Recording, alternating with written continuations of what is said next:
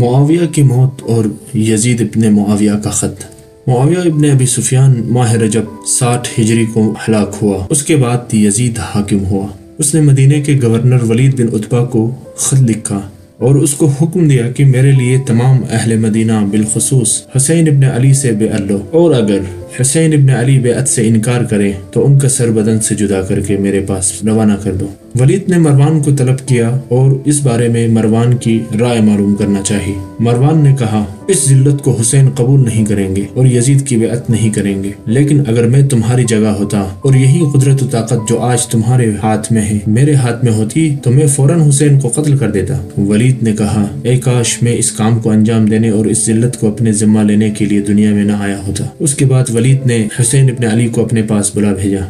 حسین ابن علی بنو ہاشم کے 30 جوانوں کو اپنے ہمراہ لے آئے۔ ولید نے حسین ابن علی کو معاویہ کی موت کی خبر سنائی اور یزید کی بیعت کا مطالبہ کیا۔ حسین ابن علی نے فرمایا بیعت خفیہ طور پر نہیں کی جا سکتی، جب صبح ہو تو لوگوں کو دعوت دینے کے ساتھ مجھے بھی دعوت دینا۔ مروان نے کہا حسین ابن علی کی بات کو نہ مانو اور ان کے عذر کو قبول نہ کرو، بلکہ فوراً ان کا سر تن سے جدا کر دو۔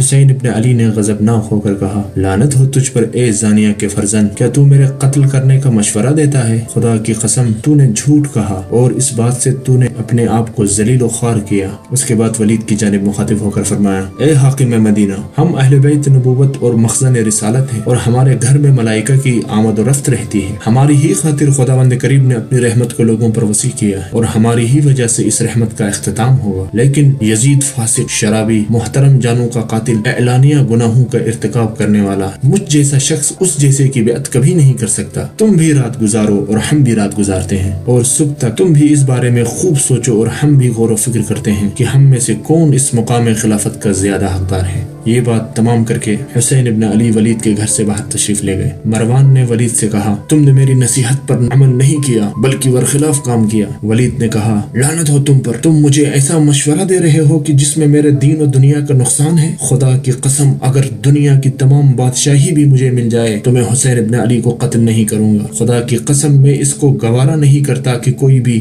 حسین ابن علی کے قتل کو اپنے ذمے لے، اور جب خداوند کریم سے ملاقات کرے تو اس کے اعمال صالح کا پلڑا بہت ہلکا ہو، اس کی بخشش محال ہوگی اور خدا اس پر نظر رحمت نہیں کرے گا اور اس کی توبہ قبول نہیں کرے گا اور اس کے لیے دردناک عذاب ہے۔ وہ رات گزر گئی، صبح طلوع ہوئی اور حسین ابن علی حالات سے آگاہی کے لیے گھر سے باہر تشریف لائے۔ مروان نے ان سے ملاقات کی اور کہا یا ابا عبداللہ، میں آپ کا خیر خواہ ہوں، میری نصیحت کو سنیں تاکہ سعادت پائیں۔ حسین ابن علی نے فرمایا تیری نصیحت کیا ہے، بتا کہ میں سنوں۔ اس نے کہا میں آپ کو نصیحت کرتا ہوں کہ یزید بن معاویہ کی بیعت کر لو، کیونکہ یہ تمہاری دنیا و آخرت کے لیے بہتر ہے۔ حسین ابن علی نے فرمایا انا للہ و انا الیہ راجعون، اب دین اسلام کو الوداع کہہ دینا چاہیے۔ جب امت پیغمبر کی خلافت و بادشاہی یزید کے ہاتھوں میں ہو، میں نے اپنے جد امجد رسول خدا کو یہ فرماتے ہوئے سنا الخلافت محرمۃ علی آل ابی سفیان، ابو سفیان کے خاندان پر خلافت حرام ہے۔ حسین ابن علی اور مروان کے درمیان طولانی گفتگو ہوئی، یہاں تک کہ مروان غصے کی حالت میں چلا گیا۔